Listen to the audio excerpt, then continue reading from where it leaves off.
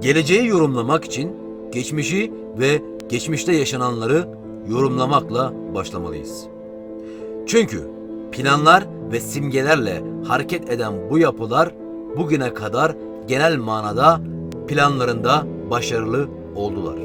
Ve planlarını başarıyla sonuçlandırdıkları her bölgede dikili taşlar ve piramitlerle enerjisel olarak zaferlerini ilan ettiler. Washington is laid out in geometric patterns. You can discern squares and triangles. We see people talking about the Freemason order, the Illuminati, the international bankers, the Zionists, alien consciousness. Even some groups are coming up, satanic type groups, New Age type religions. All of these coming up, and what we find in most cases is that all of these groups are worshiping a force. If you go to the highest level of these groups, you see they are doing a type of worship. It is not to God. It is not the God of Moses or Jesus or Muhammad, peace be upon them. It is another force. And they are worshiping this force. They are seeking and taking strength out of this force. Allah tells us, الشيطان يعدكم الفقر ويأمركم بالفحشاء. That he will threaten you with poverty. And he commands you with immorality, with corruption. He commands you with this. And so we see certain themes. Put these themes in your mind when you think about the international system. What are the foundations of the system that we are all living under? The fear of poverty, evil, corruption. Look at the categories that are in front of us. Evil. Go to the movie and see. The hero of half of the movies is a criminal. The thieves and the bandits are now the heroes that people, young people especially, are idolizing. Look at the music. Look at the expression coming out of the anarchy and the music in the younger generation.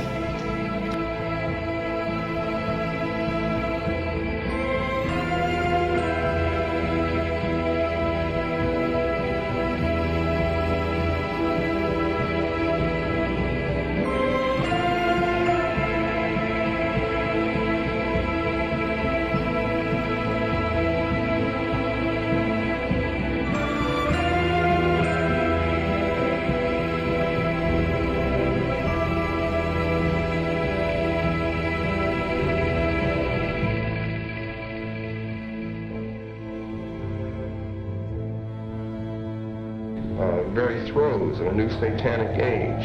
We believe in greed, we believe in selfishness, we believe in all of the lustful thoughts that motivate man, because this is man's natural feeling.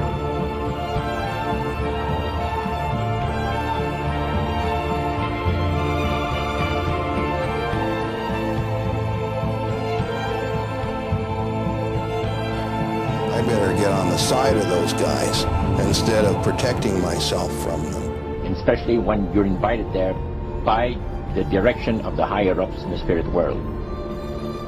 You never get out of there alive. Art Linkletter, Jack London, and Richard Nixon all had in common. Well, they've all been members of the exclusive all-male Bohemian Club in California, where every year at this time the elite from around the country get together for 2.5 weeks of fun and games. Among its members are businessmen like Leonard Firestone and Edgar Kaiser, and political figures like Gerald Ford, Henry Kissinger, William French Smith, and George Shultz. President Reagan, Vice President Bush, and Defense Secretary Weinberger are members of other camps. Richard Nixon is a Bohemian, and so are high-ranking executives of such companies as Eastern Airlines, Standard Oil of Indiana, and Bank of America. We worship Lucifer and all his angels. They're just as beautiful as they did before they were cast out of heaven. Day out of the 2 weeks that they meet there for the admitted Summer Fire Festival of the Bohemian Club. One last question. I read a Washington Times article many years ago where you had a comment about the organization, and then now it's been in the Wall Street Journal, it's been in a lot of different newspapers, and that's the Bohemian Grove. And back in, what was it, '96 when you joined as a Clinton advisor, the Republicans were criticizing you. Oh, what about Bohemian Grove? And then you countered them by saying, "Hey, I don't run around in the woods naked." What did that mean? Here is the before-mentioned Washington Times article where he said, "I didn't run around naked like they did." I don't know what quote you're referring to. I'm not aware of any quote like that. Listen, I am a happy member of the Bohemian Grove. I like the folks who come there, and it's really inappropriate for me to talk about the group beyond that. Thank you. Have you been there for the ceremony with the cremation of care? Frankly, I don't think that's something I need to talk to you about. Well, I'm Alex Jones, and I snuck in there in 2000. I'm the guy that blew it wide open and got the video. It's been on national TV. Well, I disrespect you for that. You do? I do.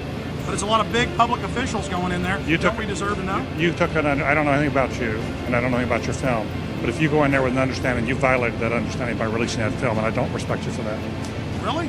But we have public officials. I'm sorry. You took an understanding when you went in there that you would not do that film. And did you have an understanding when you went in there? No. Did you crash it?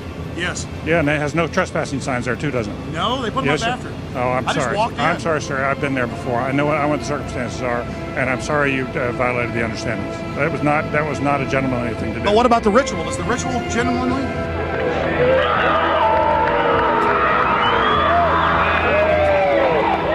Everything. I don't owe you this comment. I know. I appreciate This is what's called ambush journalism, and I disrespect you for that as well. So thank you and goodbye. Been in the ritual? Listen, leave your damn business. Oh. A guard gate right over a small guard gate, and then back further, an even more elaborate guard gate with surveillance cameras, you name it. Not a through road, ladies and gentlemen. Right up here in Northern California.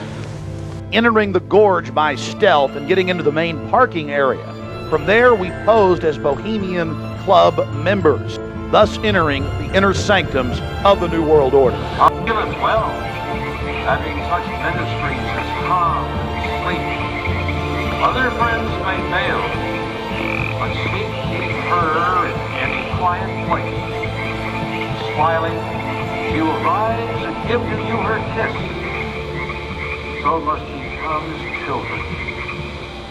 Little children that believe nor ever doubt her beauty and her faith, nor deem her tenderness can change or die. Here you have the boatman, his face painted up like a skull, bringing the bound body across the water. Again, we'll have...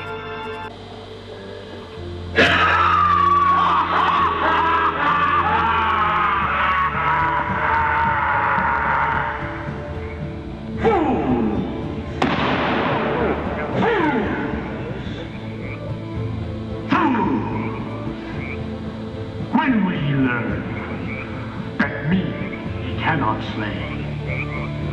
Year after year he burned me in this grove, lifting your puny shouts of triumph to the stars. Year after year within this happy grove, our fellowship bans thee for a space. Thy malevolence which would pursue us here has lost its power under these friendly trees. So shall we burn thee once again this night?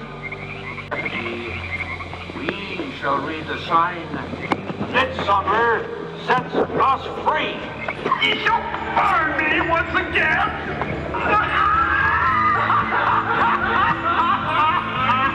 Not with these flames, which hither ye have brought from regions where I reign. Ye fools and priests, I spit upon your fire.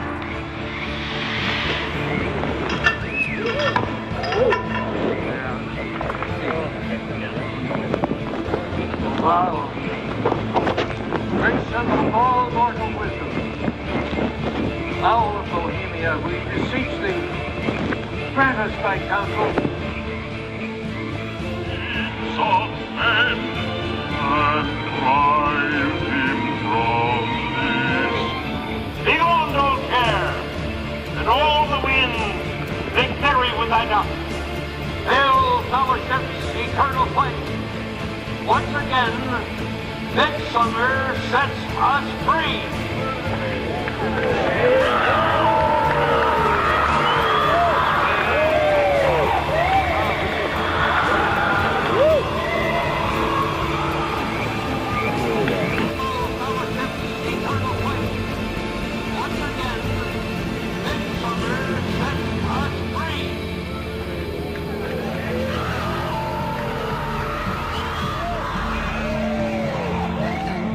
mention his name, but it was a big leader and founder of a huge satanic organization. And he was on his deathbed. And for a Satanist, at the time of death, it's a great victory for them, because death is a huge thing that they celebrate. And he was getting ready to die and pass on his powers and that. And on his deathbed, he must have got some revelation or an angelic appearance or something. And he went into shock and he said, oh my, what have I done? He said, there's something very wrong. There's something very wrong. There's something very wrong. A lot to the Satanists and their mission, not because I'm a Satanist or because I'm particularly engaged in like a church-state battle of my own. It seems kind of obvious that there's been a complete reversal in the roles of who's ostensibly the good guys and who are the bad guys. Right now we have evangelical nationalists pushing a theocratic agenda in the United States and making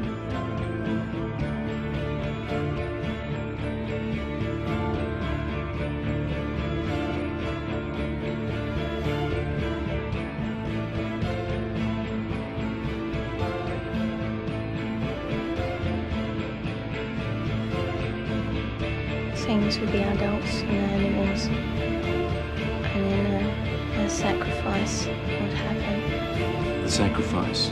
Were these animal sacrifices? Animals and people. I don't know what was certainly human blood. That blood, that's human blood. That we are tools, well, I was going to say indispensable parts of a system.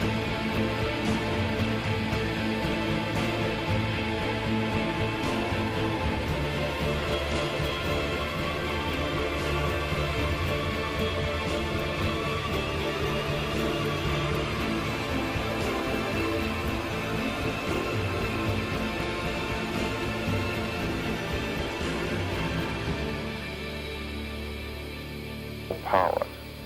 As a result of this, those who could be accepted collectively simply by being Christians at one time, for example, now find that with automation, with advances in technology, that their roles as human beings are lessened a great deal, are much less viable than ever before.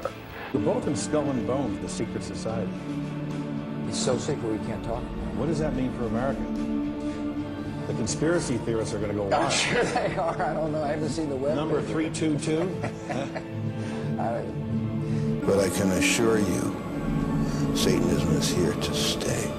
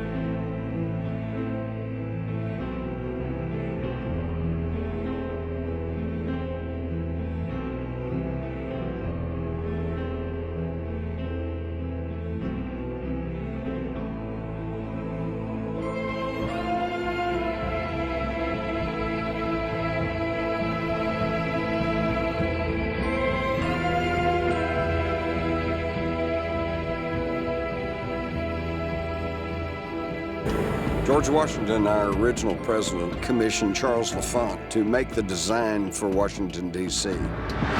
Pierre-Charles L'Enfant was a French architect and civil engineer. It was he who designed the strange layout, the diagonal avenues, the major intersections or circles. But it was George Washington who had final approval.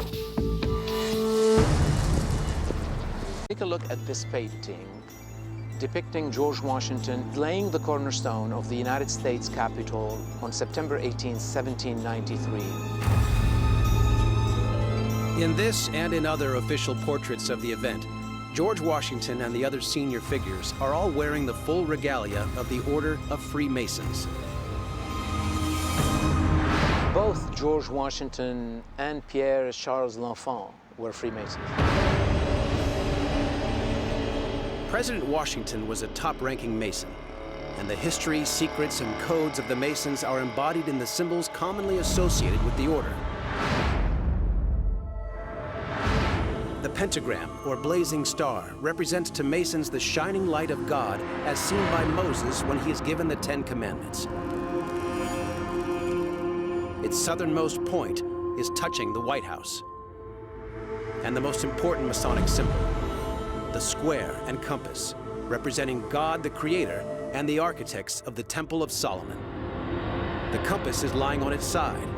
The top is marked by the streets surrounding the Capitol building. Its left arm points to the White House, and its right to the Jefferson Memorial.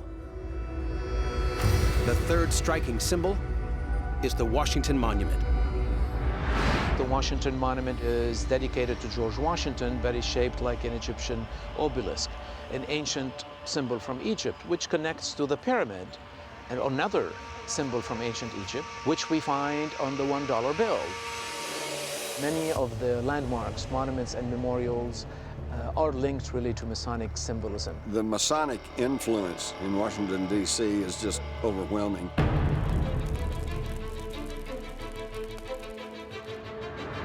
Many Masonic rituals and ceremonies refer back to biblical times and to the stonemasons who built Solomon's temple. The purpose of the temple was to house the holiest relic of the Christian and Jewish religions, the Ark of the Covenant.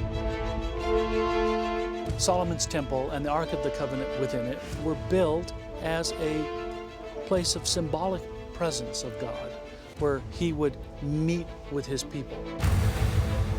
The Ark, described in the book of Exodus, contains the tablets which carry the Ten Commandments. It was revered as having special powers and carried into battle. It is described numerous times in the Old and New Testaments, as well as the Quran. But the fate of this, the most valuable of religious relics, is not known. But it's really become acute, this idea of looking for the Ark, since Indiana Jones and the Raiders of the Lost Ark. That was the start of it all in recent history, as it were. The Order of the Knights Templar guarded Temple Mount, and it is known that the Templars took possession of many holy relics. If these included the Ark, was its location known to the Masons who built their churches? There are many who believe that the Freemasons, which is a huge organization, still know and manage and protect the whereabouts of the Ark of the Covenant. Now, if you ask a Mason about that, they're going to deny this because the inner circle takes blood oaths that they will never reveal that fact. Is there anything sinister about it? No, I don't think so. And yet, there is no denying that the architects of Washington were leading members of the secretive Masonic order. First, the Masonic compass. This points to the White House. The White House is the base point on the pentagram. But that's not all. The White House also sits at the base of another key Masonic symbol, the unfinished pyramid. The unfinished pyramid is the symbol depicted on the dollar bill, with the so-called all-seeing eye at the top. Back in D.C., remarkably, the street outline does something similar. Travel directly north from the White House, up the pyramid, to the center of the all-seeing eye, and there can be found a building. It is indeed a temple, a temple in the form of an unfinished pyramid. This is the temple of the Supreme Council of the 33rd degree Freemasonry. Which is the now devalued dollar bill. And on the back of the dollar bill, there's a seal on this side. It's called the Great Seal of the United States. That's what it's called. It's their seal. Now, behind the seal, this is actually what is behind the Great Seal of the United States, is a pyramid with one eye. Now, the one eye is the sun god, Re, which is where we get the word ray, sun rays. It is the sun god, same Mithraic character, and he shows up again and again. This is the Masonic god of the ray. 13 5-pointed stars, and when you draw lines between them, you'll draw a 6-pointed star. If the hexagonal star is lifted out and placed over the image of the pyramid, its points indicate specific letters in the Latin inscription surrounding it, which are thought to be an anagram. Inside the American Dictionary is the word anagram, which is the intentional scrambling of the letters of a word to conceal the real word. So if you re-scramble, you get Masons. This is how we know that the Masons originated the drawings for the Great Seal of the United States. This search for concealed meanings in the iconography is not confined to the imagery alone. It is claimed that the number 13, the most ominous number in Western tradition, is hidden throughout the symbols on the $1 bill. They point out the repetition of the symbolic number 13. There are 13 leaves on the olive branch in the eagle's right claw, 13 arrows in the left claw, 13 stars above the eagle's head, and 13 bars and stripes on the shield. Count the feathers. You'll notice that there are 32 feathers on the bird's left wing and 33 on his right wing. This is understood to refer to the 33 degrees of Masonry introduced by the Supreme Council of the Scottish Rite, America's most prominent Masonic order, whose national HQ is in Washington. If you look, you'll see the pyramid is built except for the top. It's built except for the top. The eye is suspended above the top. It hasn't come down yet. Because they believe until they finished the Masonic project, which is the what they say on the bottom, Novus Ordo Seclorum, and then Annuetta Chapters, he is pleased with our project. In other words, the God they believe in is pleased with our project. What is the project? This is the question. What is the project that this God is pleased with? The project is literally the secularization of the world.